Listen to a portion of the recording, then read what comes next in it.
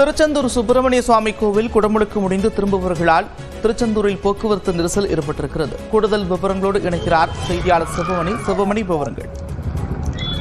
நந்தா, திருச்செந்தூர் அருள்மிகு சுப்பிரமணிய சுவாமி திருக்கோவில்ல இந்த திருக்குட நன்னீராட்டு பெருவிழா அப்படிங்கிறது இன்று காலை நடைபெற்று முடிந்திருக்கிறது. லட்சக்கணக்கான பக்தர்கள் சுவாமி தரிசனம் செய்திருக்கிறார்கள். கோவில்ல தொடர்ந்து வழக்கமாக இந்த கும்பாபிஷேகம் நடக்கக்கூடிய கோவில்களில் தொடர்ந்து சுவாமி தரிசனம் செய்துவிட்டு பக்தர்கள் ஊர் திரும்புவார்கள். ஆனால் கேரள தாந்திரிக முறைப்படி சுப்பிரமணியருக்கான மருந்து சாத்தும் நிகழ்வு நடைபெற்று வருவதால் சுவாமி தரிசனம் செய்ய தற்போது இன்று மாலை வரை அனுமதி இல்லை என கூறப்பட்டிருக்கிறது. இதன் காரணமாக பக்தர்கள் ஒரே நேரத்தில் ஊர் திரும்புவதால போக்குவரத்து நெருக்கடி ஏற்பட்டிருக்கிறது. இந்த சாலைகள் முழுமையாக பக்தர்கள் நடந்து செல்லக்கூடிய அந்த காட்சிகளாக பார்க்க முடிகிறது. தற்காலிக பேருந்து நிலையங்களுக்கு 30க்கும் மேற்பட்ட பேருந்துகள் இயக்கப்பட்ட போதிலும் பேருந்துகள் பக்தர்களுடைய எண்ணிக்கை கூட்டம் அதிகம் காரணமாக பெரும்பாலானோர் நடந்து செல்லக்கூடிய நிகழ்வும் காணப்படுகிறது. இதன் காரணமாக சாலைகளில் போக்குவரத்து நெரிசல் ஏற்பட்டிருக்கிறது.